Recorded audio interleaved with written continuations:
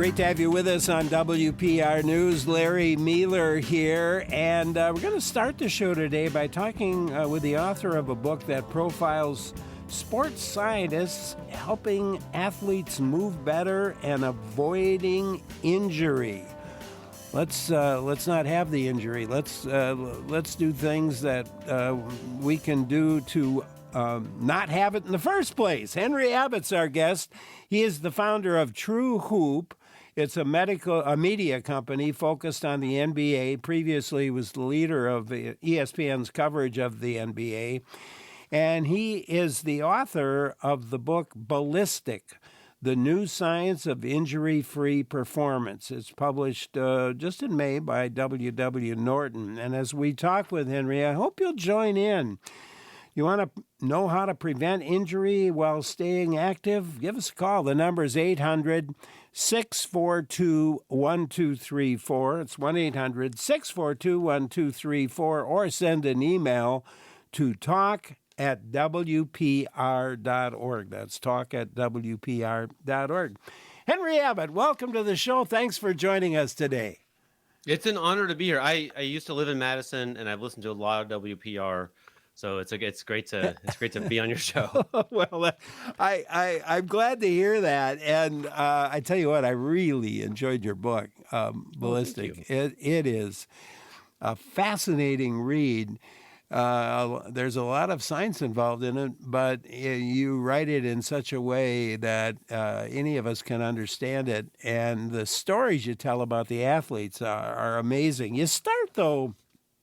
I think I have a bunch of notes here from my reading of it. We aren't moving, and it's killing us. It is outrageous. They have those little notes. That would be like an ad for something on TV, and they'll say, consult with your doctor before starting an exercise program. And I always feel like, where's the doctor who says it's okay not to start an exercise program, right? The thing that I'm citing all the time is the World Health Organization. At the time I was writing the book, had a little report saying that inactivity was the globe's fourth leading cause of death. And immobility makes almost every disease worse. You know, all kinds of cancers and mental disease and all these things that are contributing to premature death are related to just being still. Yeah. And you know, you've been a journalist. You've covered professional sports for 25 years. Talk about when you started thinking about career-ending injuries suffered by talented athletes. Well, I'm going to say this, you know, I use this word with love, but I'm kind of a dork, right? I'm pretty into like evidence-based approaches to things. And I was covering the league, and the evidence was that NBA players were getting hurt all the time. At one point I was in a meeting with an injury expert, and he said that the NBA has a 100% injury rate. Like, there's no Cal Ripken in this sport. Everybody gets hurt, right? And the longer you go without getting hurt, the closer you are to your next injury, basically, right? So right now, I think the reigning king there's a Knicks player, Mikal Bridges, who's gone maybe 6 years without an injury, but that's unusual, right? Usually everyone's getting hurt. So that seemed like a bummer. It seemed like it was this big force that was kind of wrecking everything that was fun about basketball. And at the same time, I was going through, like a lot of the listeners, I'm sure, my own little issues. And it seemed like we were all in the same boat. It seemed like these players and I were all seeking out the same, you know, yoga instructors, physical therapists, you know, that kind of underground network of just people who might have some magic for the soft tissue, solutions. And it just felt like way too big of a problem to have such a haphazard approach to. Yeah. And you there's one spot where you talk about the three horsemen of the free movement apocalypse: radiology, surgery, and pharma. Mm-hmm. And I think something like who circle athletes like vultures, eager to feast. Yeah. This is the model: is we run around, do whatever you want to do, however you want to do it, and then something starts hurting bad enough, and then you go see the three horsemen, and they don't care if you're going to move again, right? Like, they might get you back to work, they might get you back driving a car, but they don't care if your life is fun anymore. And I do care about that. I think it's fun to go for a bike ride. It's fun to go skiing. It's fun to, move in these ways. It's important. It's fun to play in the waves with your kids, right? Like, this stuff matters. So I know that Wisconsin's kind of far from waves. I get that. Like, but, Well, but we've got Lake Mendota right here in Madison, and are there waves though? Yeah. Is waves a thing? Well, kind of. If the wind is right. Oh man. Well, your book's largely about Marcus Elliott, who is the coolest guy. Talk a little bit about Marcus Elliott. He's one of one. There aren't a lot of people like that guy. I spend a lot of time with him, and the first rule of spending time with him was I was not going to sit down and interview him. That's not how he works. He's not going to be sitting in a chair for 3 hours. I think I ended up interviewing him 44, 45 times, and each one was hours, but almost every single one of them was a massive, like 4,000-foot mountain climb on a bicycle or hiking up all in the hills above Santa Barbara. If you know Santa Barbara, there's a road called Gibraltar Road, which is sort of it used to be like kind of the most difficult climb of the Tour of California, the bike race. I reported this book climbing that hill again and again and again, where I have my little questions strapped to the handlebars, and he's wearing AirPods, and I'm recording a voice memo of his answers. And so I have all these transcripts of me sounding like, and he's like, well, anyway, the thing about Harvard Medical School, he's just like totally unflat. But he tore his ACL on his 17th birthday at football practice, and he just got super depressed about it, and his football dreams were dashed. And he resolved to spend the rest of his life doing what he's still doing now. He's approaching 60, just to figure out how to prevent the injuries that ruin sports. And it took him to Harvard Medical School and these top physiologists in South Africa he studied with, and he worked for the New England Patriots and the Seattle Mariners. And for the last 20 odd years, he's had this lab in Santa Barbara called P3, where 70% of the NBA has been assessed there, a whole bunch of Major League Baseball players and all athletes from every elite sport.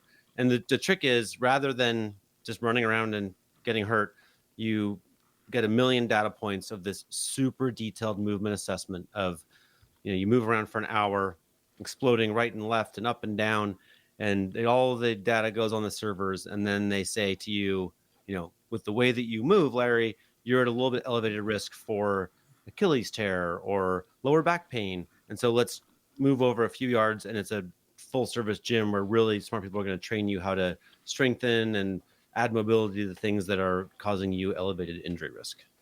Yeah, his training areas, unlike sort of the typical training areas that you see with the dumbbells and a very closed in kind of thing. It's wide open.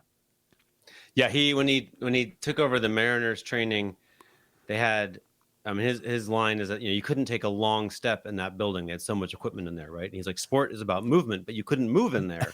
And he said they had 3 different calf raise machines, so he got rid of almost everything. It almost looks like a dance floor, the P3 workout area, and people are doing big explosive free movements. The sort of crowning achievement thing I've seen NBA players do is they line up these tall. Don't do this at home, by the way. This one is an elite move. But they would line up like 5 very tall boxes in a row. Those like plyometric boxes, some of which were 48 inches high, that kind of height. And then they just on 2 feet just bounce in a row over all of them without touching them. And it's the forces involved in that are massive. But they would train you to get ready to do that, and it's pretty awesome kind of free movement. It's so, and he was pretty good or became and is pretty good at looking at someone and watching them train a little bit and telling me, here's what's going to happen to you. Yeah, yes, that's totally true. He doesn't like to talk about that because he's trying to be the Pied Piper of, we're going to move this to science and away from like these kind of guru model of, like things happening in magical ways. So he would like to direct you to think, but the fact is he does have a crazy track record of, there's so many anecdotes. One of them is like a Utah Jazz player was there, and they've been training him to try to get at more mobility in his hips because that was adding to his injury risk. And Marcus, I don't know what he saw, but he's like, oh, well, it looks like maybe he has a deformed femoral head. At the top of his like the bony part of the top of his leg can't move the way you want it to because it's bone on bone. I don't know. I can't conceive of how a human would know that. And then sure enough, they sent him for an MRI, and that's exactly what it was. There are a lot of stories like that. Yeah, it's weird. It's straight. And there's one where he has them start on a box that's 18 inches high. That's kind of the ballistic part of it in a way, I guess. So this is a standard part of the assessment. They would have. I've done it. My daughter's done it. NBA players have done it, where you stand on an 18-inch tall box, and you just step off, and then you land on with your right foot on one force plate and your left foot on another, and then you jump up as high as you can. And the information is coming from infrared cameras in the ceiling, sensors on your body, and the force plates in the floor, all of which are very sensitive instruments. And this particular move exposes a lot. And for instance, one of the big findings is that one NBA player landed with 11,000 newtons of force. It only takes 3,000 something newtons of force to fully sever a human spine. So what that tells us is we're blatantly counting on our legs to attenuate this force, right? Your ankles, knees, and hips are going to bend in unison, and then they can cope with 11,000 newtons of force, which is almost a car crash amount of force. But we can cope with it, which is amazing. But it can't cope with it if you use those joints in screwy ways. And that's what they're detecting is, for instance, I have the habit of when my ankles and knees bend, my hips don't join the party properly. So a lot of the force that would ideally go into my glutes go into my lower back and have caused me lower back pain. Other people have a common issue would be that you land on the outside of your foot and have the force roll to the inside, which in their giant database emerges as the number one movement associated with ACL tears in the knee.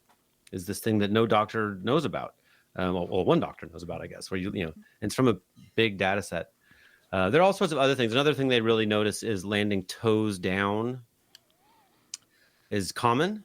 Yeah. But it leads to massive forces. So all the biggest forces, those 11,000 newtons I was talking about, come from people who land toes down, because after your toes land, then here comes your heel, which is bony and hard and pushing the force of your whole torso down into the ground, and it smacks the ground really hard. And those forces can do a lot of damage. You can train somebody to land toes up? They do it all the time. Yeah, yeah. It is. All these things are changeable. It literally is just in your brain. It's analogous and contiguous with the part of your brain that learns language.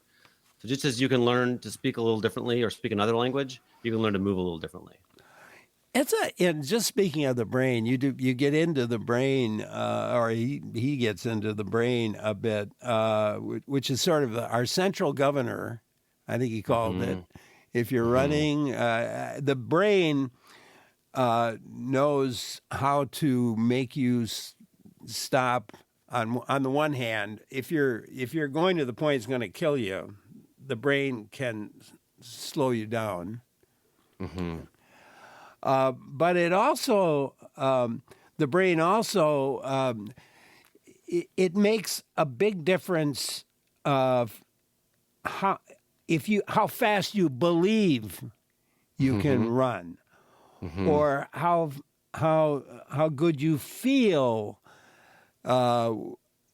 before you take your golf shot or your putt. Yeah. So there used to be this thing called the Harvard Fatigue Laboratory, where they had like a hot room and a cold room and a low altitude room, and they would just essentially abuse people by putting them through all these trials to see what they could deal with. This was back in like the 40s. And then they did a bit of research on soldiers for World War II, and how hot can a soldier serve in North Africa before they're going to pass out, this kind of stuff. And what they found was there aren't really easily definable limits to humans. Like, we can deal with almost an infinite amount, but what stops you isn't physiology. It isn't like the capacity of your blood flow or your muscle tissue. It's your brain. And so what that means is if you want to get better at, I'm in the Northeast today where the topic would be coping with heat, right? That's what we're dealing with. But if you want to get better at coping with heat, the thing that you're working against isn't so much your body's absolute physical limits. It's your brain having firing up the central governor and sending the shutdown signals to you. So effectively, a lot of modern athletic training is not so much designing to get your muscles stronger or your VO2 max bigger, but instead to get your brain to back off when it wants to send a little panic signal for you to shut down. Because they've done a lot of research. Like if let's say two runners finish a marathon within like a few seconds of each other, the physiological tax is identical, but one of them just had a brain that let them go a little faster, right? So you want to do the kind of training where you're going to calm your brain down. And there's lots of ways to do this. Sprinting, lifting heavy weights, they kind of have this effect of like, look, brain, I'm showing you how strong I am. Trust me next time. and the feel part of it too, it was interesting to me. There's a golf course I play once in a while, and the first time I played it, I came to this hole, and you're hitting across a gorge to a fairly narrow spot with trees on both sides of that spot. Sounds beautiful. It is, and the first time I played it, for some reason I was feeling pretty good. Oh, I can make this, and I'm not normally that good a shot, but I made it, and every time I played that hole, I have made that course.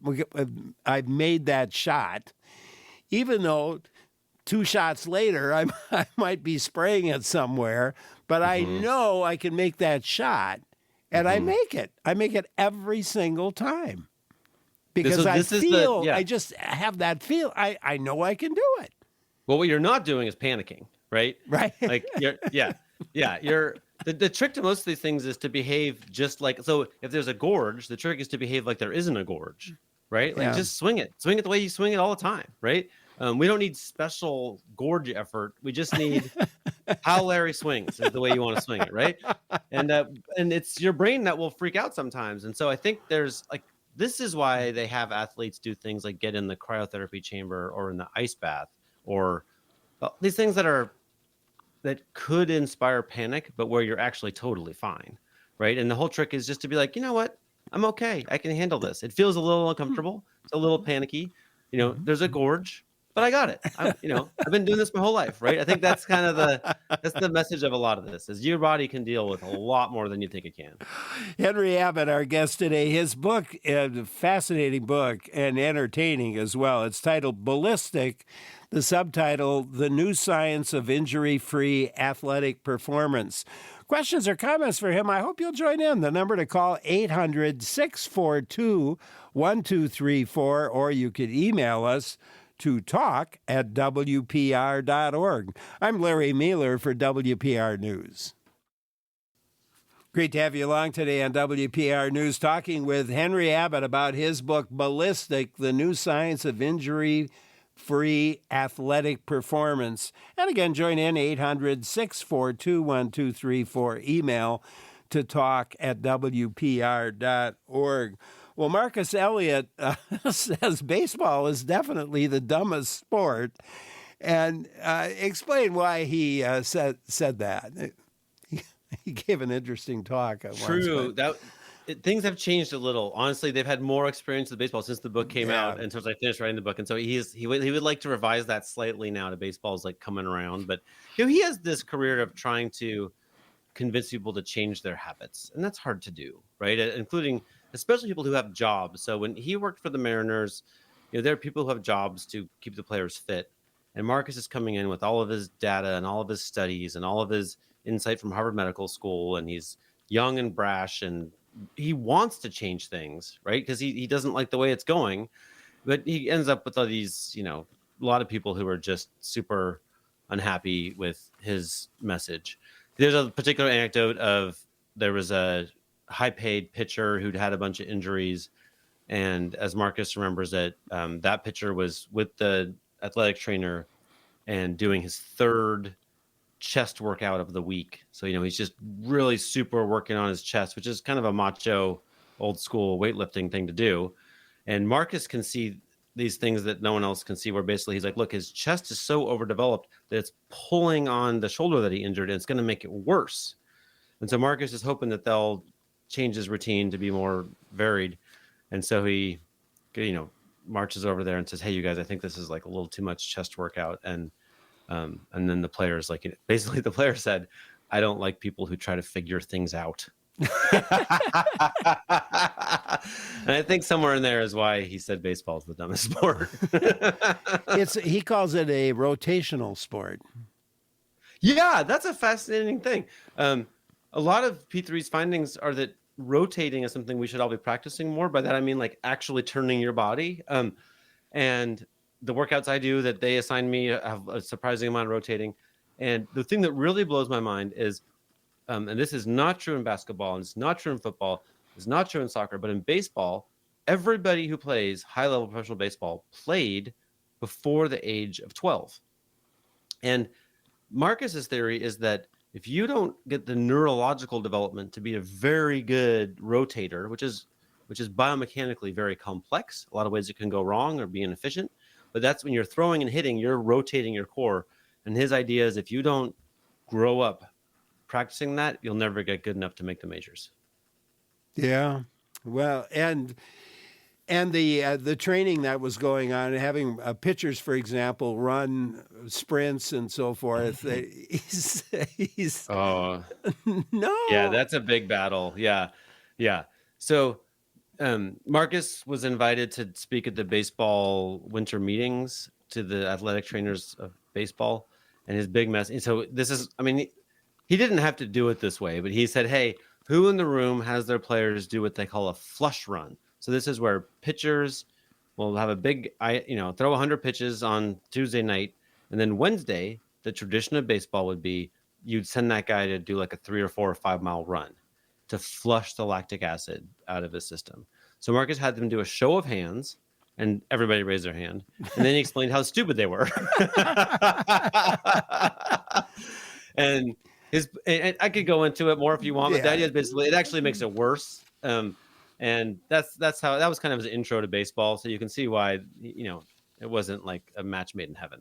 Well, and the rotation, it's kind of interesting. We've got a new pitcher. The Milwaukee Brewers have a new pitcher, just Jacob Mizorowski. You may have heard about him. His first 11 innings of pitching as a pro were no hitters. Oh, wow. Nice job, Jacob. So, he pitched 5 innings of no hit ball, and then he pitched 6 innings of no hit ball. But I saw a little film of him working out, and I was looking at what he was doing, and I thought those are the rotational things that Oh, totally. Marcus was talking about. The kinds of exercises and things he were doing was quite a bit different than anything I'd seen in other pitchers. Well, it's pretty cool. Let's talk about the first professional athlete he had was a volleyball player. Mm-hmm. Mm-hmm. I love this story. So there's this moment of beach volleyball where they were just starting to get televised, and the league was trying to do everything they could to make money for the first time. This was, I wish I remembered the year. I want to say it was in the 90s. Yeah. And the guy who was actually the commissioner of the league was Shaquille O'Neal's agent, interestingly enough. But so anyway, that at that time that they're getting big, one of the biggest, most important players in the league dumped his teammate, their teams of 2, to join with another team whose teammate was injured, which meant there were 2 professional beach volleyball players who in the middle of the season didn't have teammates. And so they called themselves the Dumpies, and they joined together. But one of them was super injured. His name was Dax Holdren. And some doctors told me he was never going to play again. But Dax found Marcus. And Marcus was putting him through all sorts of crazy different trainings. And Dax started to feel like he was getting better. And it's all like in the middle of the season when they're trying to play every weekend, travel around. And so Dax convinced his new partner, his name is Stein Metzger, to come train with Marcus. And Stein, who I interviewed, was like a great guy. He's the head volleyball coach at Texas now. But Stein did not want to train with Marcus, did not want to go to Santa Barbara. He had his own routine. He was doing very well. And then he found when he got there, Marcus that time was running P3 out of the back of a friend's physical therapy lab. And Stein was like, this is just the most Mickey Mouse kind of silly thing ever. And long story short, the Dumpies made the Olympics. Like they only had a few weeks left of the season, but they played so well. They changed position. They trained differently. They got over the injuries, and they beat the teammates who had dumped them, and off to the races. I love that. You cite some research that a simple prevention program cut ACL injuries by 64%. And I know a lot of people listening have had, raising my own hand here, have had ACL injuries. How do we prevent tearing ours? It's funny. It's this terrible epidemic, especially in women's sports, where I think women athletes are about 8 times more likely to have ACL tear. And yet there have been prevention programs around for decades that are highly effective. There's actually, I got that 64% number from a white paper that was basically saying when the science is so good, this is one of the best interventions we know about. Like the problem isn't how do we prevent ACL injuries, it's how do we make these programs popular. And that is running along this track of, people have been trying to prevent ACL injuries in soccer players and such for a long time. At the same time, P3 is doing their own independent studying of what causes ACL tears. And they're landing at a very similar place as these programs, which is basically, it's about how we land. It's about how your foot hits the ground. It's about the muscles in your lower leg, and it's about what your hips do when you land. Of P3's leading factors contributing to catastrophic knee injuries, which are predominantly ACL tear, none of those factors are in the knee. It's not about how your knee moves or how strong your knee is. It's about your foot and your hip. All of the big causes come from there.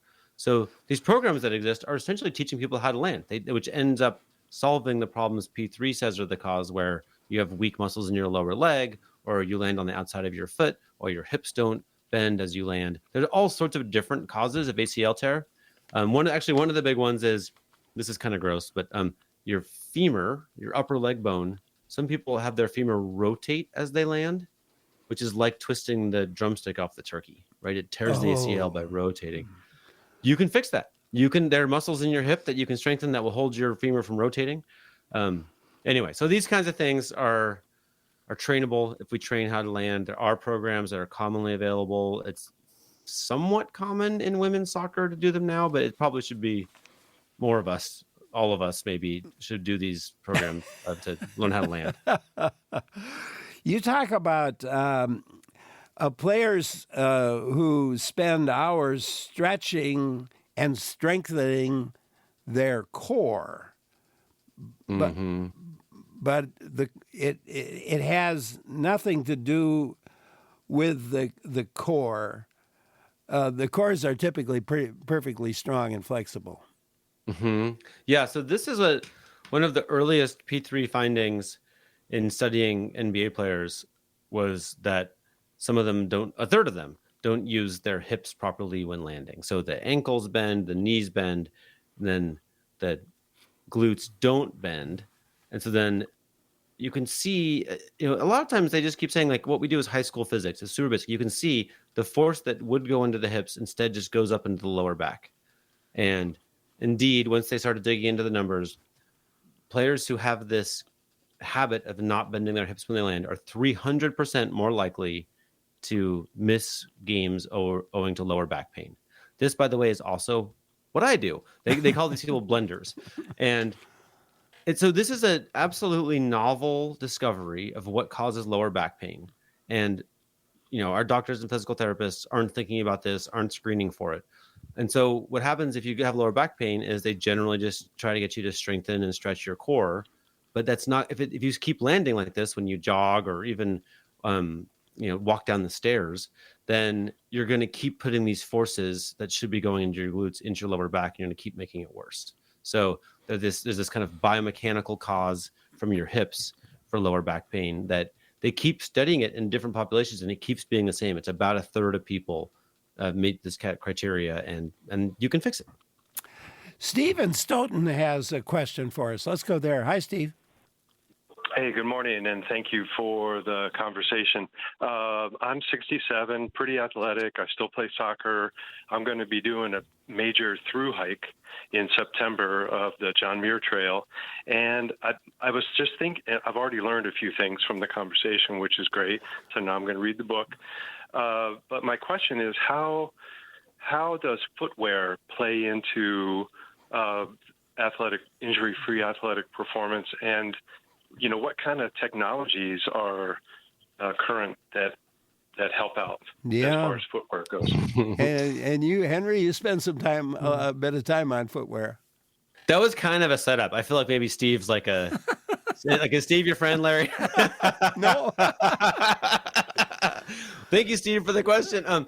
There's a whole chapter on footwear, and the answer is that in Marcus's view, the footwear companies, they spend a fair amount of money on research and development, but not on injury prevention in research and development. And so P3 has partnerships with various different shoe companies, but they have not yet really opened the book on, having one athlete wear several different shoes with several different components and see how that affects their biomechanics, which to Marcus would be upstream from really using shoes to reduce injuries.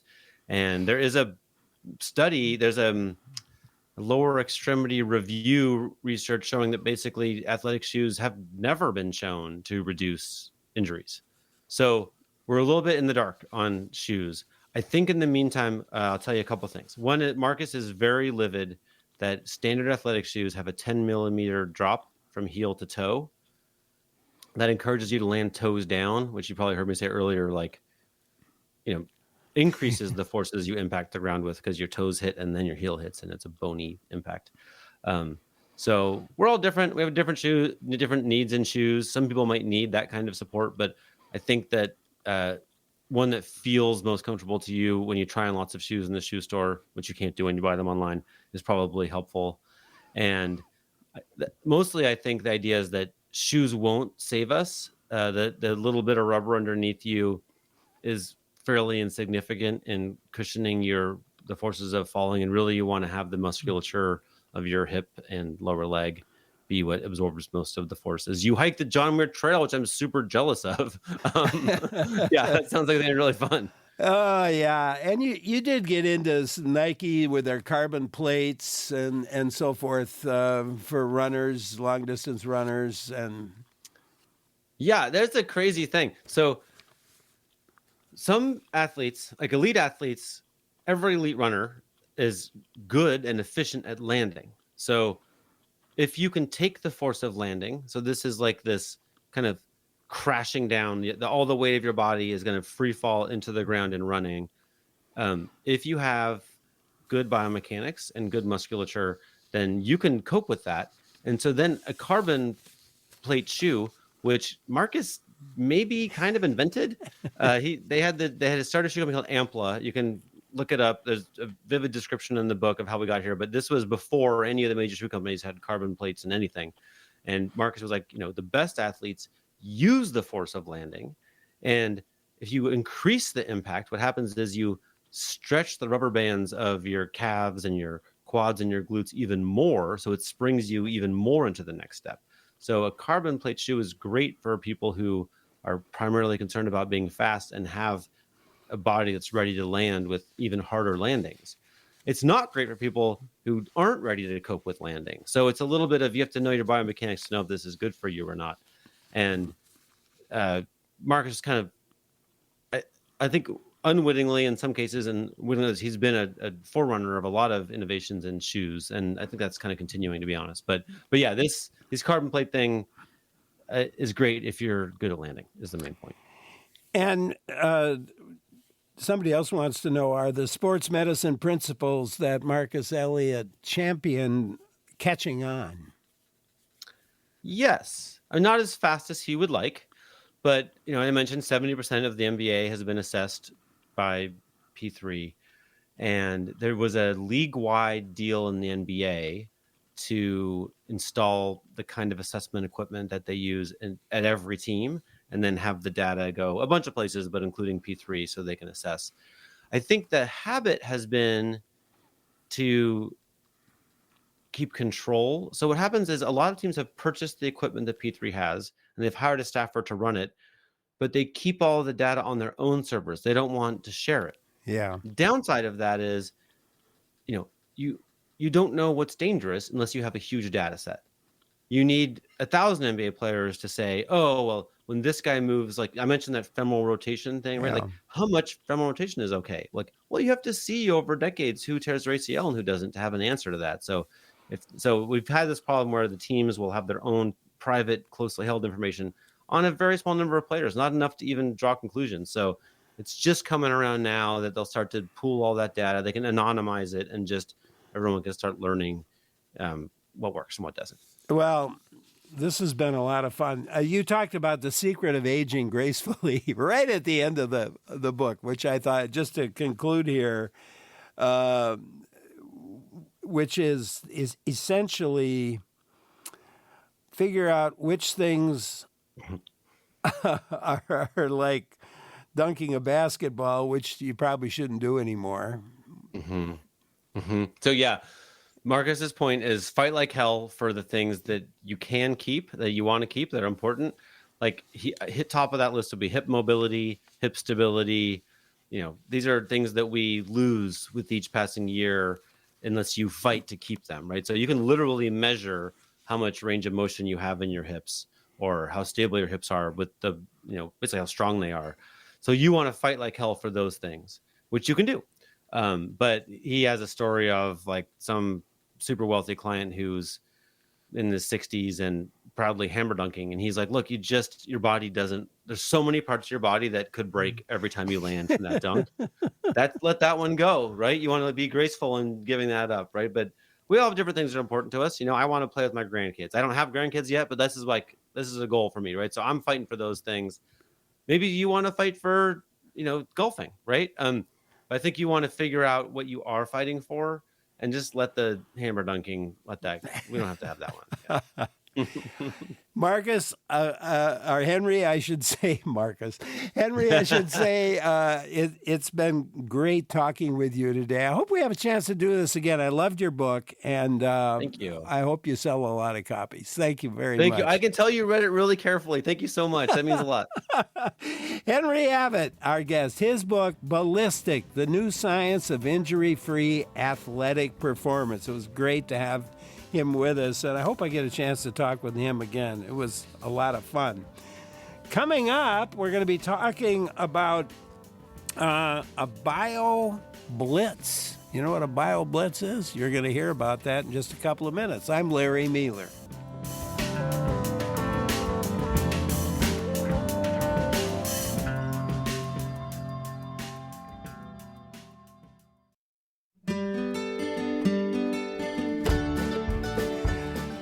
Great to have you with us on WPR News. Larry Mealer here. This weekend, more than 100 naturalists and citizen scientists will gather at the Aldo Leopold Foundation property in Baraboo to engage in what's called a bioblitz. And we're going to be talking about it today with a couple of people. Back with us, Buddy Hoffaker is the executive director and board president of the Aldo Leopold Foundation. Buddy, good to have you back. Oh, always good to be with you, Larry. With us as well, Julia Colby. Julia is manager of the vertebrate and invertebrate collection at the Milwaukee Public Museum, which organizes the event. And Julia, thank you for joining us. Thanks so much for having me.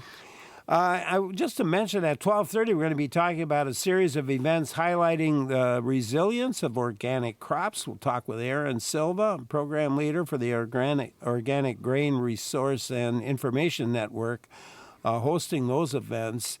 But first, have you participated in a bioblitz? You know what it is. Give us a call. The number is 800-642-1234, 1-800-642-1234, or send an email to talk@wpr.org. Julia, this weekend is the 10th annual bioblitz organized by the Milwaukee Public Museum. What's a bioblitz? It's an event that's sort of hard to describe, but in a nutshell, you get a bunch of naturalists and citizen scientists and members of the public in a park or a natural area, and they survey for 24 hours. So they're out there looking at anything they can put a name on. If it's a plant, an animal, we have somebody doing algae, fungi, and we count all those things up. And at the end of that 24 hours, we announce what we found in this snapshot in time. And then that list gets provided to the host site so that they know maybe a little bit more about what they have. And then on the Saturday portion, there is activities for the public. So if you don't necessarily want to go out there and, know your fungi, maybe you could learn them. What's the history of it's been going for 10 years, and I think it's been held in other places as well. Yeah, so we have been doing them. MPM has been organizing them for 10 years. The history of the BioBlitz goes back, I think, 26 years, where the first one was put on from a museum to have a general, sort of festival and connect people with the nature in their area. And that's sort of the overarching goal of a BioBlitz. It's interesting. I know there have been Canada was trying for a countrywide BioBlitz, which was really interesting to me. Buddy, here's this event coming up this weekend. It's going to take place at the Foundation property in Baraboo. What does it mean to host this event? Well, we're so excited to host the BioBlitz and for it to be the 10th anniversary of the event that Milwaukee Public Museum has organized is extra special. It was 90 years ago that the Leopold family bought their farm and started restoring it back to health and reintroducing species that would have been there prior to European settlement. And so we know quite a bit about what has been done there and what's living on the property, all the wild things. And yet we're not specialists in butterflies or moss or invertebrates. And so Julia and the team of expertise that she mobilizes is just really thrilling to get a deeper insight into all the living things that we share this space with and that we're helping to care for and give habitat for. Yeah, I'm wondering how are you going to use those data, but probably a lot of ways. Probably a lot of ways. I mean, Leopold, we got to get a Leopold quote in there. The first law of intelligent tinkering is to keep all the cogs and wheels. And so just knowing what's out there is important because as we make habitat management decisions, invariably they help some and hurt other species. And so trying to understand what we can do to improve the quality of the habitat for those species that are struggling elsewhere or that are rare and threatened is really important. So, again, having this bigger snapshot of what it is that we can take care of, do a better job taking care of, is really important for an organization that does active management. It's really, really interesting. Julia, so how does it work? Do people use... What do they use? I mean, they're running around in the night even. Is there an app or how does it work? Yeah, so folks survey in a variety of different ways. They'll bring whatever field equipment is appropriate for them. And as you say, sometimes they're out there at 2 or 3 in the morning. And then that material they either identify sort of on the fly when they're out in the field, or they may bring it back to base camp to ID. Sometimes they give us a paper list of what they've found. We're also using an app called iNaturalist, which allows you to record photos and other information about anything you see. You could use this anywhere. And then that you can suggest an ID, or sometimes members of, the larger naturalist community who may not be even at the event will say, oh, that looks interesting, and suggest an ID for you, or they will know what it is. If I might just jump in here, Larry, I think one of the fun parts about these kind of gatherings, too, is not only the wild things, but these wild naturalists that are out there. Some of these are professionals that really know more about a species or guild of species than anybody else in the world, and others are volunteers that this is just their side passion and their hobby that they want to understand the world and help introduce it to others. So part of the fun part is also just interacting with all these specialists that are there, sharing their own commitment to conservation and then sharing their knowledge with the general public. And I imagine there are some sort of there have to be some identification tools that get used as well. Yeah, so we bring field guides for scientists to use because obviously we have a fairly large library at the museum. People bring their own field guides, their own microscopes, and then having that sort of backbone that iNaturalist provides, where somebody might be, going to look at fly data from California or they're in California and they see these new observations pop up and they say, oh, that's that. And so that's very helpful too. It's interesting to me that I'm trying to envision. Now there's not, people aren't out there 24 straight hours. Some of them are. Oh. Some people, they might sneak off and have a nap for a little while, but there's definitely years where there's some wild person out there and they are just up for the 24 hours out there surveying. It's hard for me to imagine being out there for 24 hours. Well, when you Buddy, love something... Are you going to be out there for 24 hours? Well, I'm pretty sure I'll sneak a nap in here or there. I'm not very good after 4 hours, so. and then just also want to make sure we share that not only do you have the chance to rub elbows with these people who know more about wild things than most of us, but that we have some structured events and activities that people can come out and participate in. A moss walk, a mycology walk, a butterfly hike, so you can get out and build your own knowledge about the wild things that you share this planet with as well. And will that be going concurrently with the rest of it? Correct. Julia has kind of structured the schedule. Maybe you want to describe a little bit more what's going on and how things lay against one another. Yeah, so on Saturday is when all the sort of public-facing events happen, and that's between 10 and 3, and it's really just sort of drop in as you want. The schedule is available on the NPM website, but the programming starts at 10, and then at 3, as I said, we announce the totals of everything that we found, and in between you can take these walks. Self-guided tours of the Leopold Shack will be available. You can wander through base camp and chat with the scientists and learn about what they're doing or how they're doing it, or show them a picture of something you found and be part of the Blitz. It sounds like a whole lot of people running around. Structured chaos. That's a great way of describing it, yes. It's hard for me to imagine all that happening at the same time. And I'm looking here for a piece of information that I lost that I was going to bring up, and I'll find it. I promise I'll find it. We're talking today with Buddy Huffaker, Executive Director and Board President for the Aldo Leopold Foundation based in Baraboo, and Julia Colby is the manager of the vertebrate and invertebrate collection at the Milwaukee Public Museum about this bioblitz and bioblitzes, and certainly we're inviting you to join in.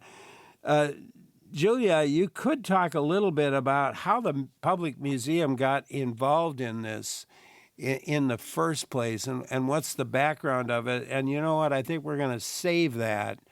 But think about that, and we'll come back to that after we take a look at the news. We find out what else is in store for us here on the Ideas Network. I'm Larry Mealer for WPR News.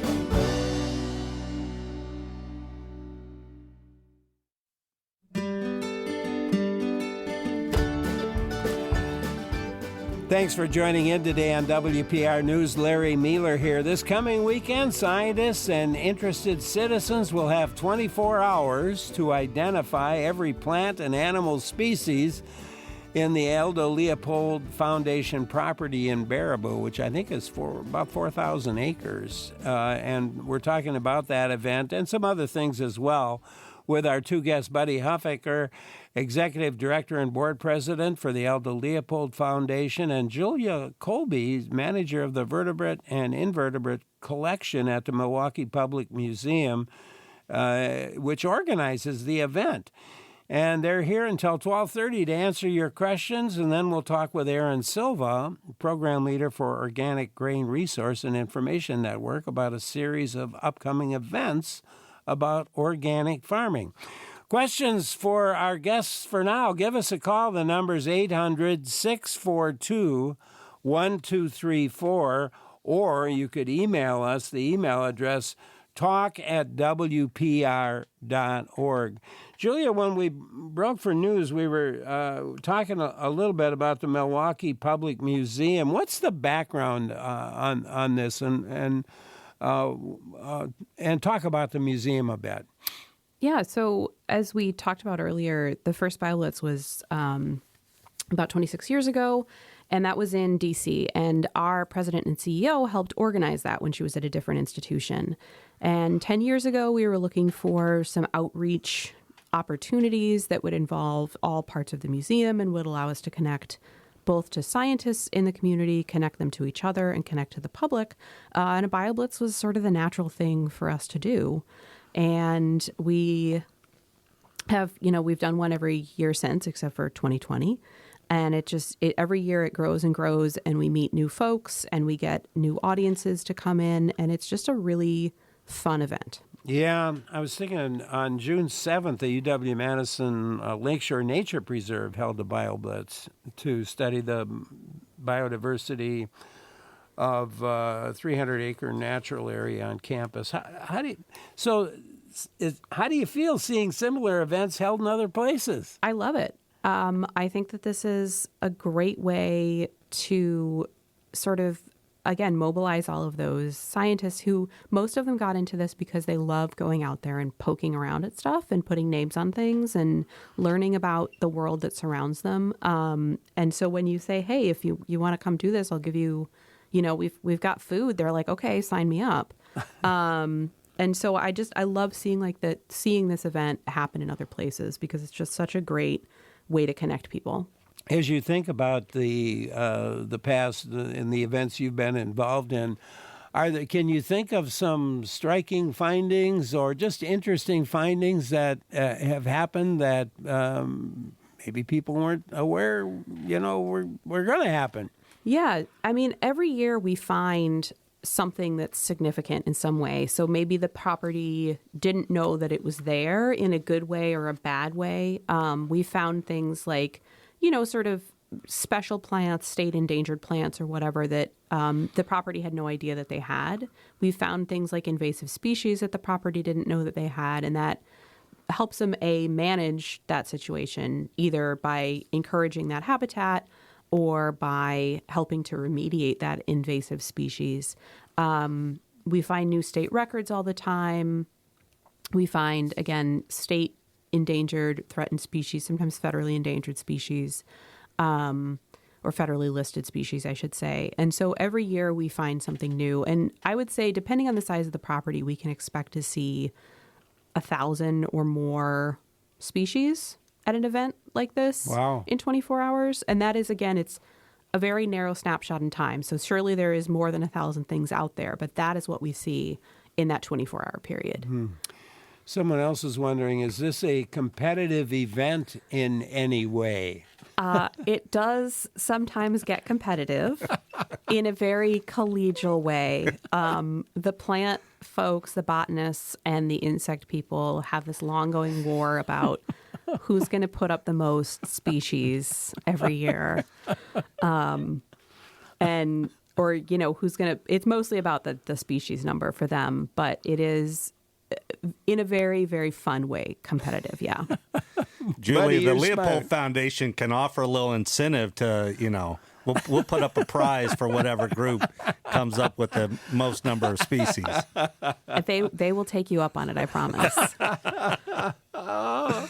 Oh man. So, well, buddy, how many species, plant and animal species, do you think you're going to find at Aldo Leopold? Well, I think Julia's probably right. It will be thousands, or over 1,000. And kind of to share some of what we know is we have about 100 breeding birds species using the property, and 300 plus species of plants that we've identified and know. But beyond that, and other individuals that would be even in those guilds of species that we're unaware of, we're just really excited to kind of have our eyes opened and new reveals happen. And of course, we're hoping a little bit more on the fun side than on the problem invasive species side. But as Julia said, knowledge is power, and understanding what's out there and how we can best help the land be as healthy as possible is really important to us. And I expect that,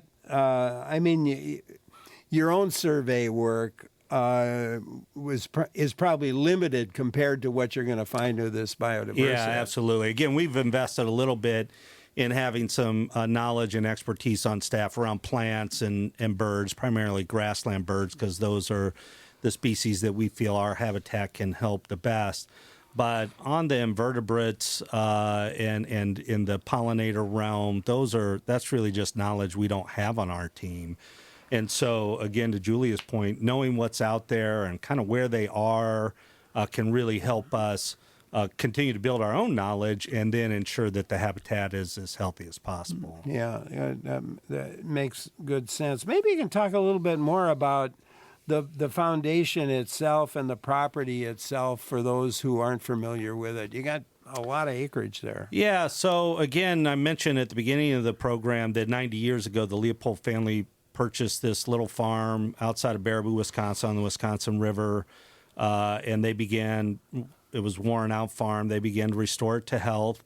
And then that became kind of the inspiration for Leopold's seminal work now, a Sand County Almanac, which I'm guessing a lot of your listeners have heard of, but it's become one of the cornerstone pieces of literature in the environmental conservation movement, been translated into 15 different languages.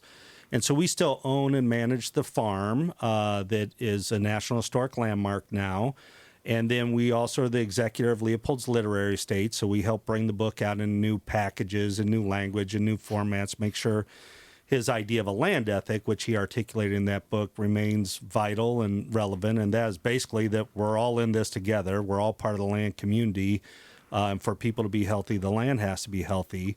And then as a way to continue the family's commitment to ecological restoration and management, we've partnered with neighboring landowners, primarily the Pines family that owns a significant amount of land adjacent to us. And so now we help take care of this 4,000 acres of contiguous land on both sides of the Wisconsin River to kind of manage for our targets, our grassland birds, bees, and monarch butterflies specifically. So again, those are the ones that kind of we know most about, but looking to have our eyes open about what else is out there. Yeah. Well, and the property is amazingly diverse.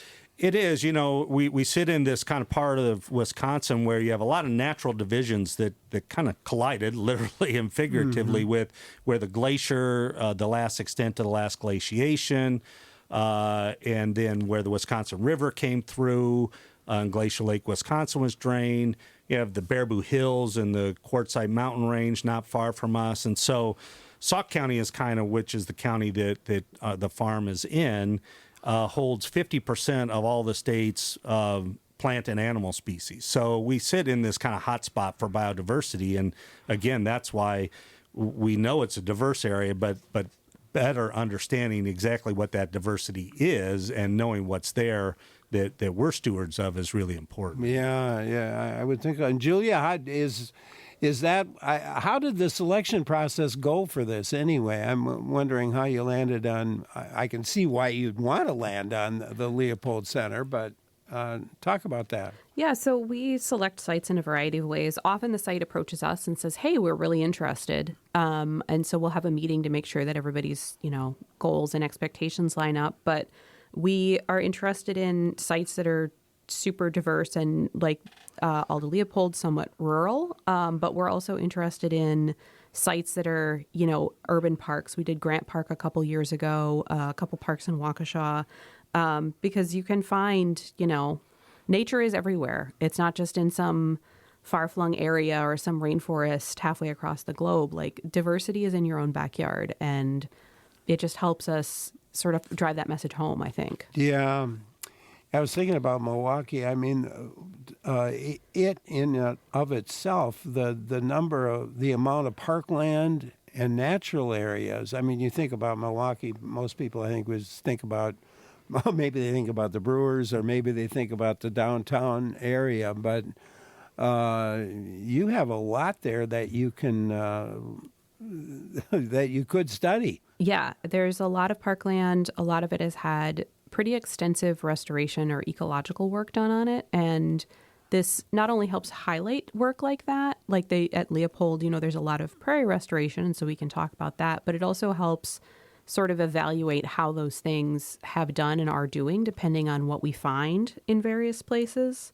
At Leopold, one of the things I'm personally very excited about is there's prairies that we know are 90 years old restorations, so restored prairie places. And then there's some that are, what, buddy, a year or two old at Correct, this point? yeah. And brand new. What's the difference between those? What are we going to find? Are we going to, are we going to find really rare stuff in both? Or are we just going to find it in one? So that's a really exciting way that we can gather data.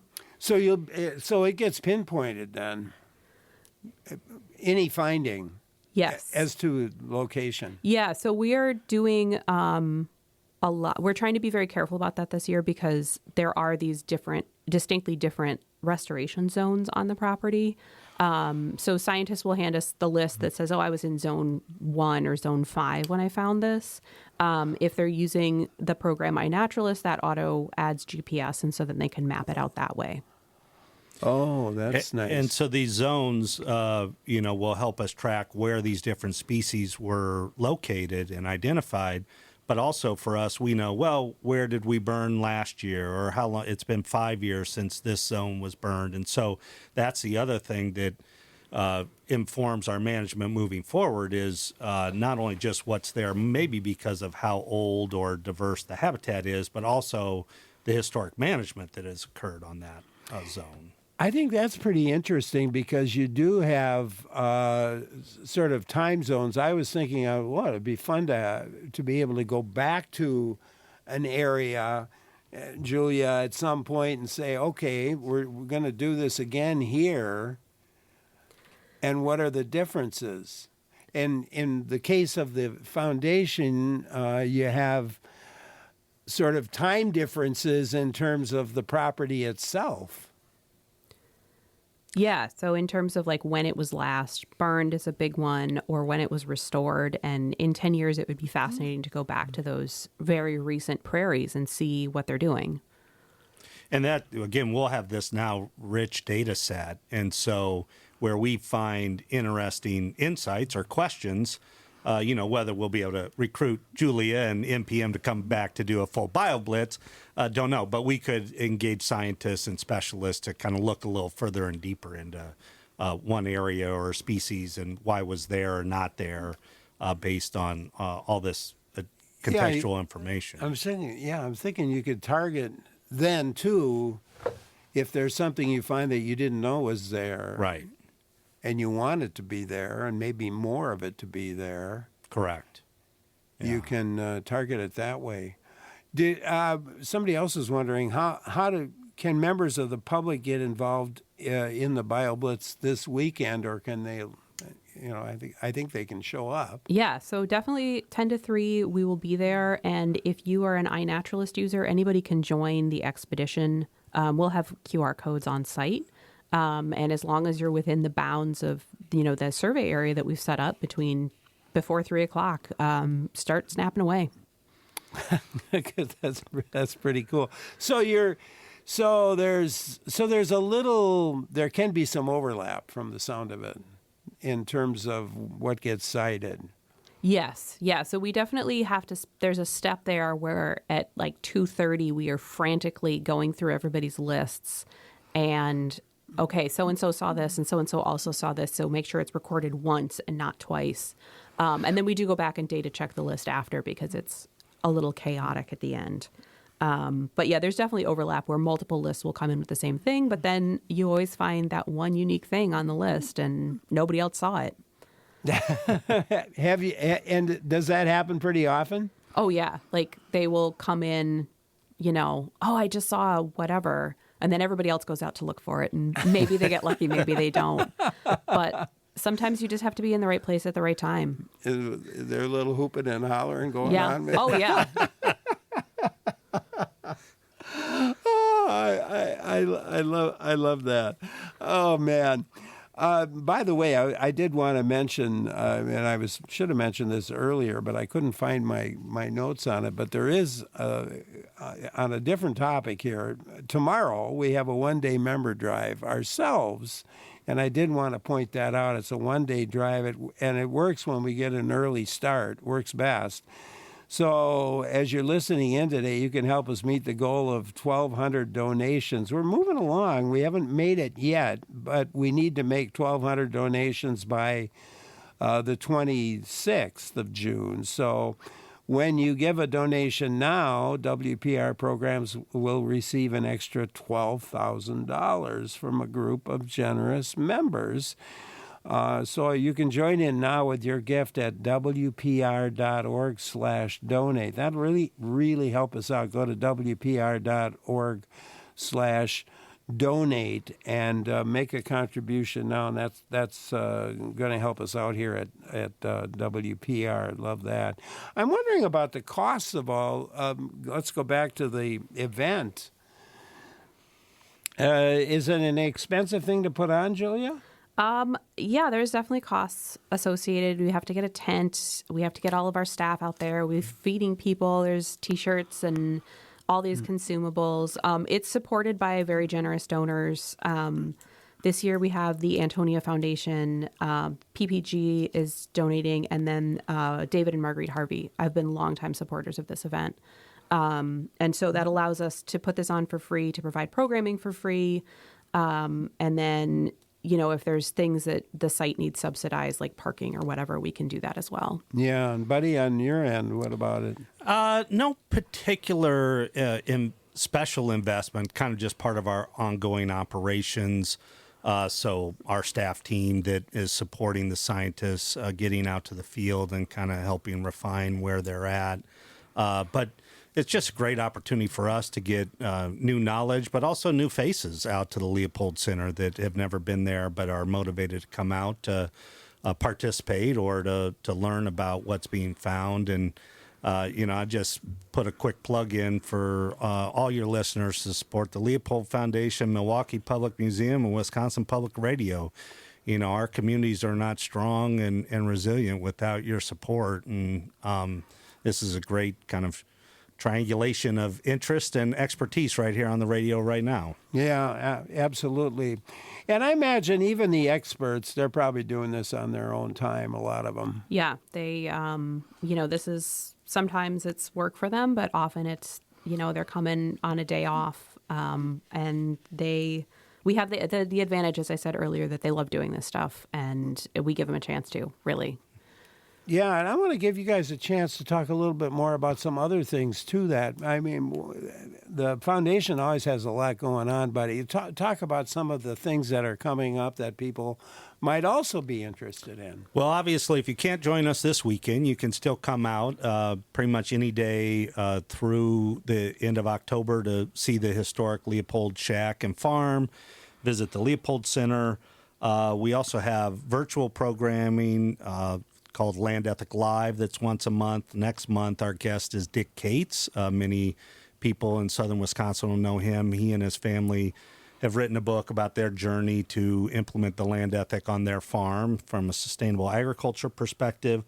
And then a really fun time to come visit us is in November when we have our crane tours and co-host Crane Fest with the International Crane Foundation. So, one of Wisconsin's conservation success stories is that when the Leopolds purchased their farm in the 30s, there was only about 100 cranes in all of Wisconsin. And now our flyway has about 100,000.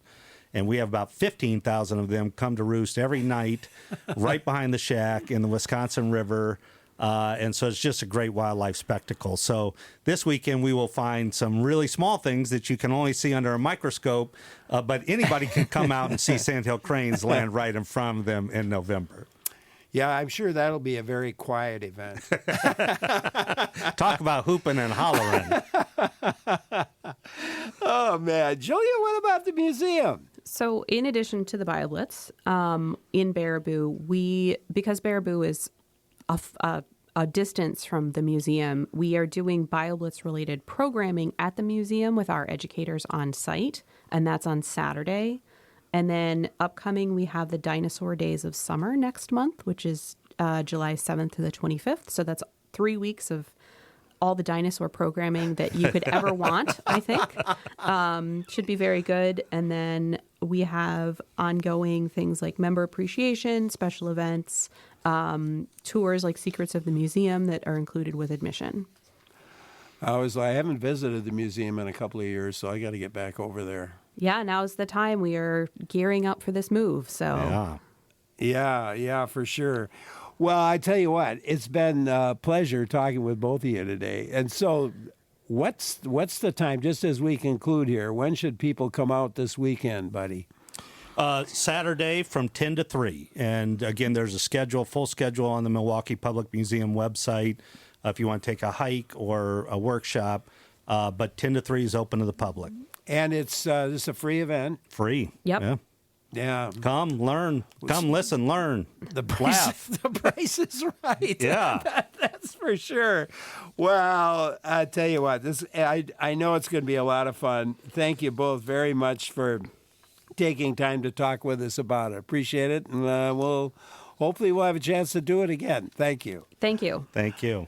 Buddy Hofecker is Executive Director and Board President for the Aldo Leopold Foundation based in Baraboo. And Julia Colby is the manager of the vertebrate and invertebrate collection at the Milwaukee Public Museum. That's going to be a great event. And if you're looking for something to do this weekend, and I know just the place you can go. We've just been talking about it for the last 45 minutes. Coming up, we're going to take a look at organic farming and some events that are going to be of interest to a lot of folks who are interested in organic farming. That next. I'm Larry Mealer for WPR News.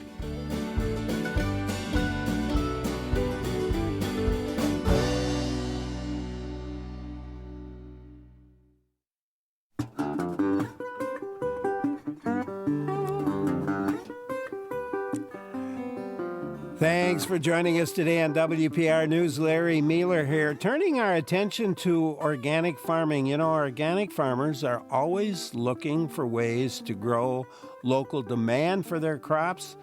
And starting today, as a matter of fact, UW-Madison's Organic Agriculture Field Days will help farmers and consumers find each other, and we're talking about that today, about these organic agriculture field days with Erin Silva. She is program leader for the Organic Grain Reserve and Information Network, OGRAIN. It hosts events, and Erin's a professor, extension specialist at UW-Madison's Department of Plant Pathology and the Cliff Bar Endowed Chair in organic agriculture and outreach. And we've had a chance to work together on a thing or two over time, and so it's great to have her with us today. And I hope you'll join in as we move along today. Would you buy more locally produced organic produce if it was readily available? Do you assume maybe you think it's too expensive, or is it more expensive than other foods? If so, do you understand why? Give us a call. The number's 800-642-1234, 642-1234, or send an email to talk@wpr.org. That's talk@wpr.org. Erin Silva, welcome. Good to have you with us today. Thanks, Larry. I'm so glad to join you today. Excited to talk about our programming. Yeah, it's really cool. Today is the first of 5 UW-Madison's Organic Agriculture Field Days. And these field days will be taking place throughout Wisconsin and Illinois. So tell us about the field days. What can people kind of expect? Sure.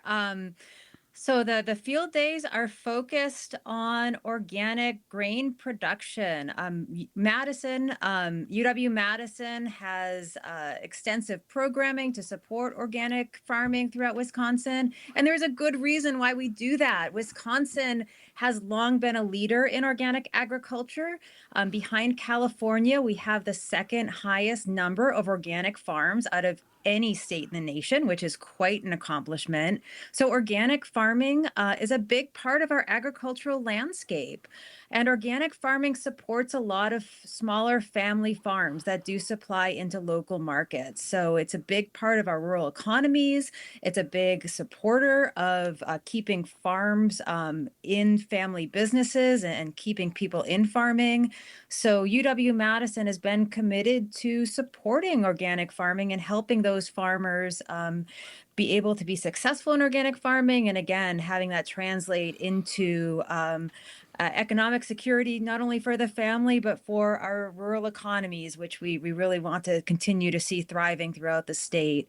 So our series of field days, these are grain focused. We have a lot of organic vegetable farms, but what we are focusing on within this series that you mentioned is grain farming. So anything from corn to soybeans to wheat to rye, and a lot of those grains not only go to feed our livestock industry, including our organic dairy industry, which again, Wisconsin is a leader, not only in dairy generally, but in organic dairy, but also going into products that we get to enjoy too at our dining room tables, breads and pastries, and even beer and spirits, which is the focus of some of our field days. You didn't mention barley, and I thought, well, barley is in there too. Barley is in there too. So we do produce organic beer. So I'm thinking about the sales. I was looking at some numbers on the sales of organic products, and it was over $71 billion. Well, you can talk about that. Yes, yeah. So we've had a certified, a USDA certified organic program since 2002, so almost over 20 years now of a federal regulation. So we've had data collected since 2002 to measure the growth in the organic industry and measure consumer demand. And despite the ups and downs of our economy and the challenges that consumers face in terms of grocery store prices and just increased food prices in general, organic still continues to grow. Consumers are maintaining and growing their interest in organic, choosing organic not only for the interest in their own family's health, but also the health of the environment. So indeed, organic sales have reached over the threshold that you mentioned. So it's we're seeing a continued consumer demand, and again, a reflection of consumers' interest in being able to support the benefits that organic provides. And I'm seeing, I think the trend was something like 4% at least every year increase in sales of products, organic products. So a steady increase across time. Indeed, which again, I think really reflects consumer commitments, because we've certainly within that time frame experienced recessions and some economic challenges as a country. So the fact that we are seeing that continued increase is really a reflection of the interest of consumers to supporting organics. So the field days are organized by your group, the Organic Grain Resource and Information Network, or OGRAIN, which you lead. talk about that organization itself, its mission, and that sort of thing.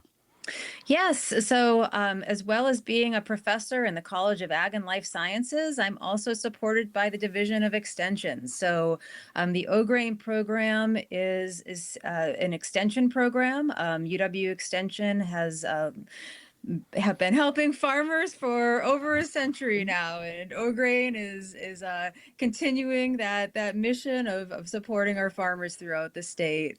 So within the O-Grain program, we help to connect farmers with the research we do at the university, not only the research within my program, but also research done by other faculty, anywhere from breeding for organics, breeding cereal grains for organic production, which is going to be part of the emphasis this evening at our West Madison Research Station, looking at how to manage diseases organically, looking at how to be able to manage our soils that align with the federal regulation for organic production. So we have a lot of research that we're able to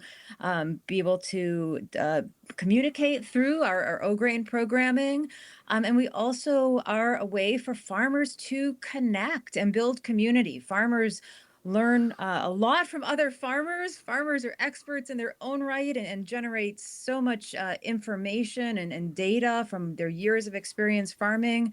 So a big part of what we do is create space and community for farmers to connect with other farmers. And that's a big emphasis of our field days as well, allowing a space for farmers to get on to other organic farmers' farms and see what they're doing and learn something new from those that are doing it and doing it well.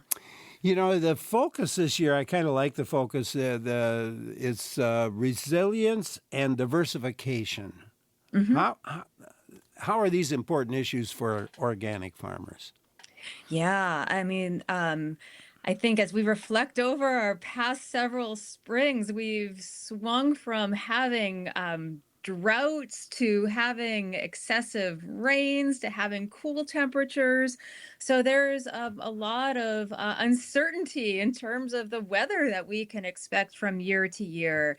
And that can be a challenge for farming. If we have a delay of getting into the field, delays in terms of our ability to manage weeds and insects and diseases, it can be a challenge for farmers to be able to have the productivity that they need to stay economically viable. So a big part of what we're trying to do with our research is to learn more about how can farmers create systems, specifically organic farmers in the case of the O-Grain program, that buffers them from some of the negative impacts of the weather uncertainty and the ups and downs of the weather that we've been experiencing over the last decade or even more. So that's a big piece of the resilience, is the production resilience, but that directly translates to the financial resilience and making sure that those farms are economically viable. And again, a big emphasis of keeping our rural economy strong and keeping people farming on the landscape that want to go into farming. We still have a lot of young people that want to get into farming, but we need to make sure that it's a profession that they can make a living to support themselves and their families. Yeah, absolutely. Mark in Wisconsin Dells has something for us. Let's go there. Hi, Mark. I've been for years to call and talk about this. I have a crop insect. A large commercial field of corn and soybeans that are organic fields produced for people in Illinois for seed. And my concern is that there are thousands of acres, perhaps tens of thousands of acres of our forest land that has been. Shucks, we lost Mark. That's too bad. Mark's a crop inspector for large commercial organic fields. Oh wow! I'm sorry we lost him. And I'm wondering if his comments related to if you have large organic farm fields producing crop or producing seed, is there an issue, or is there a problem with supply and demand here? Is what I think he was going, where I think he was going. Yeah, it's in terms of supply and demand, there with and that's actually is a good segue into our diversification emphasis. So I could maybe let's explain a little bit more of why we're emphasizing there. So with any sector of farming, we don't want to overproduce, because then our prices go down, and then we have challenges with that economic viability that is so critical to our rural economies and to the quality of life for our farming communities. So we whereas corn and soybean are still a major part of the organic market, feeding not only our amazing organic dairies throughout the state, but the organic poultry industry and other parts of organic livestock production. Diversification allows for farmers to be able to produce for market sectors where there may not be as much product being developed. And some of that is the cereal grains, the food that goes, or the product that goes into food grade consumption. So again, a lot of our emphasis is highlighting the research and what farmers are doing to move on beyond corn and soybean production, which again is an important part of our ag economy, including organic. But how can they grow other crops, including the barley and the rye and the wheat and the oats, that allow their farms to be more resilient and allows them to be able to access additional markets, so that we don't get into a situation where we are oversupplying a certain sector and then prices are getting depressed. Aaron Silva, our guest today, program leader for the Organic Grain Resource and Information Network, which is hosting UW-Madison's Organic Agriculture Field Days. It's great to have her with us.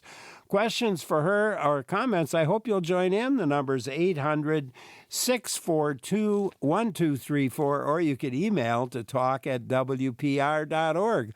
I'm Larry Mealer for WPR News.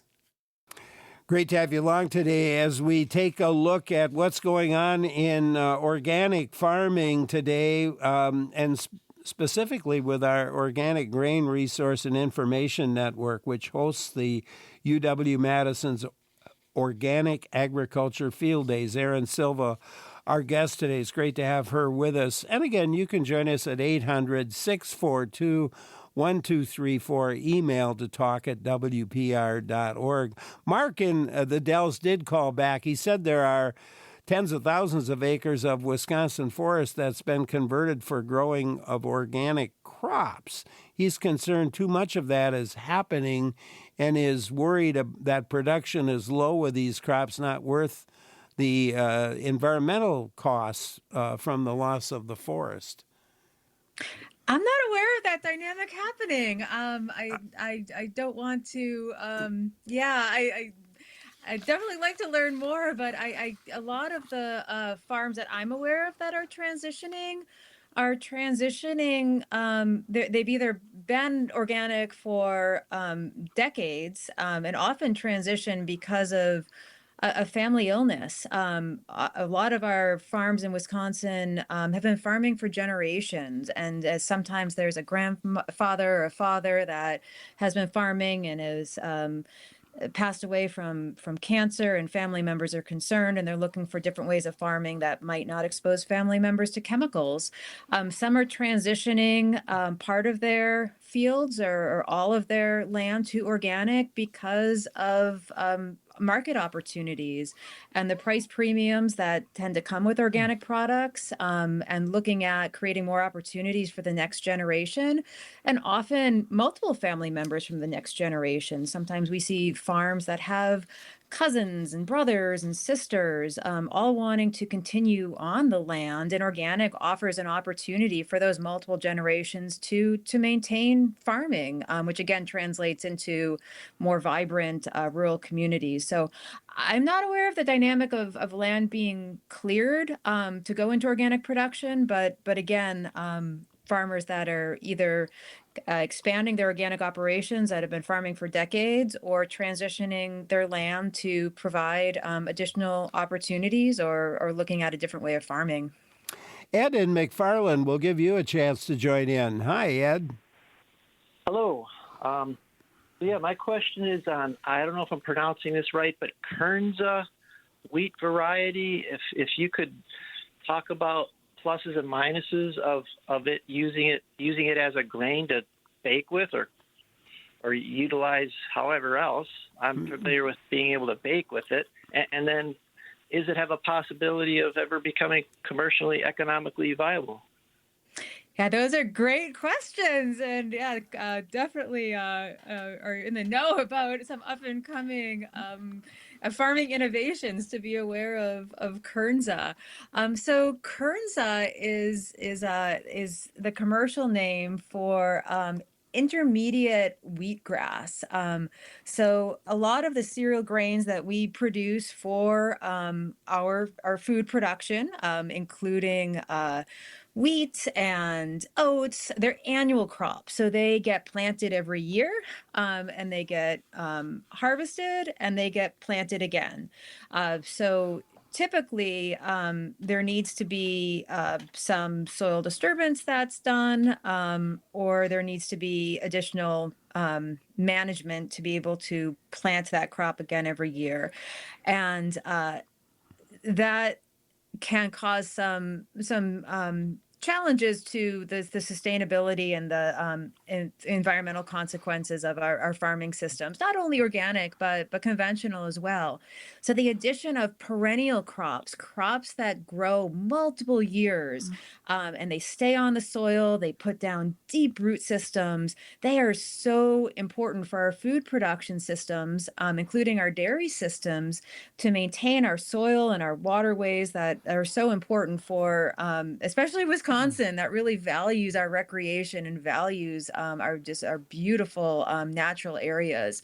So intermediate wheatgrass, or Kernza, has been developed by multiple people have been involved in the development, but the Land Institute has been a major driver of the development, the research related to Kernza. And we have researchers at UW-Madison, and I think it'll be highlighted at the field day this evening. University of Minnesota and other land grant researchers have been involved as well. So Kernza potentially offers a way to continue to produce grains that are so important for our diets, but in a way that will help improve our soils and protect our waterways. The challenge with Kernza is that it tends not to be as productive. It definitely has different profiles in terms of its quality and its potential for use. And we're still working as a farming and scientific community to understand how do we keep it productive in a way that we're able to maintain the productivity we get off of our annual crops. So in terms of the challenges, I know that there's a new variety that's going to be released soon at the University of Minnesota that's going to hopefully help address some of the issues with maintaining productivity of that Kernza variety. There's still a need for more market development. There are some companies that are producing Kernza beer, and there is some Kernza that's being used in various products, oftentimes mixed with other grains that are more typically used within our baking and production of different products that use cereal grains. So there are farmers that are growing it, especially those that are using livestock and have the opportunity to graze it or also use it for feed for the animals as well as potentially for human food. But it's still on a limited scale and probably isn't ready quite yet for being put out on a larger scale on fields. There's some market development that needs to be done as well, but an up and coming exciting innovation, not only for organic farmers, but for conventional farmers as well. Someone else wonders, do certified organic farmers need to test their soil for chemical infiltration more than traditional farmers? Testing of the soil for chemicals is not typically part of the organic certification process. So within organic farming, to be a certified organic farmer, there is a 36-month transition period. So that land has to be managed for 3 years, 36 months before a product can be sold as organic. So you can't go directly from a field that's managed conventionally and plant something and sell it as organic. So there's time for that land to transition. And then there are strict regulations in terms of the products that a farmer can use, and that's regulated through a yearly inspection process where someone goes out, walks the fields, looks at the inventories on the farms, looks at all the receipts and products that the farmer has purchased. So it's a very rigorous but voluntary inspection process. Voluntary in the sense that you don't have to be organic, but if you are organic, it's a regulation that you need to go through this process. So there's a lot of oversight in organic, but it's more of a process that relates to the practices that a farmer's doing and less on the testing of either the soils or the product itself. But because of the fact that the farmers are using very specific inputs, typically the products themselves are less exposed to chemicals, or there's less residue or presence of chemicals on the soils and product. Let's talk about that field day this afternoon, because there's still time. I mean, there's 3 hours yet before the event starts. What are people going to find at the event, and again, where? So the event is at our West Madison Agriculture Research Station. So it's just on the west side of the town. So not too far from the UW-Madison campus. Easy to find, the West Madison Agriculture Research Station. And the researchers will be taking participants out to the field and seeing the research, particularly with some of the breeding efforts, to look at developing crop varieties that are more adapted to organic management. So whether it be resilience to diseases and insects, or particularly have the qualities that consumers want in terms of flavor, or the baking quality that our bread makers might want. So there's specific aspects that the breeders are looking for that are specifically geared towards organic farming and markets. So participants will be able to walk through the fields, hear about what the researchers have been doing, and be able to see those different varieties firsthand. And the other field days, we've got other ones coming up in La Crosse, and could you run through where those other events are? Yeah, so our July 17th field day is just north of La Crosse, not too far outside of that city.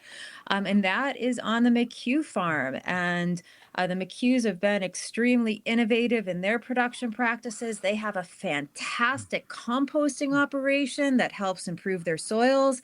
And they have diversified into specifically producing products for La Crosse distilleries. So the group will also be heading back into La Crosse to be able to sample some of those products firsthand. So that's one of our field days that really does span from the farm field to consumers. So that will be a fun day. And then August 19th at Otter Creek Farm, which is in the Driftless region. It's by in Spring Green, Wisconsin. So beautiful, beautiful area of Wisconsin. And again, they're doing some great innovations to help protect our soil, to be able to introduce rye into the rotation, which is something that humans as well as livestock can eat, and a specific emphasis on soil health. And a big part of organic agriculture is protecting our soil, which then helps our productivity and also helps protect our environment. So fun field day there. And where can people find more information on all of the field days, because there's more of them? There are. So if you Google O'Grain, you'll be able to come to our website. It's Ograin, O'Grain, and you'll be able to find the information there. Erin, fun talking with you today. I'm sorry we don't have more time, but appreciate your efforts, your work first, and your efforts for these field days. Thank you so much. Thank you. Always fun to be on. Erin Silva, program leader for OGRAIN, the Organic Grain Resource and Information Network. Thanks to her, and thank you very much for joining in today and listening, and I hope you'll stay with us. Lots more in store here on WPR News.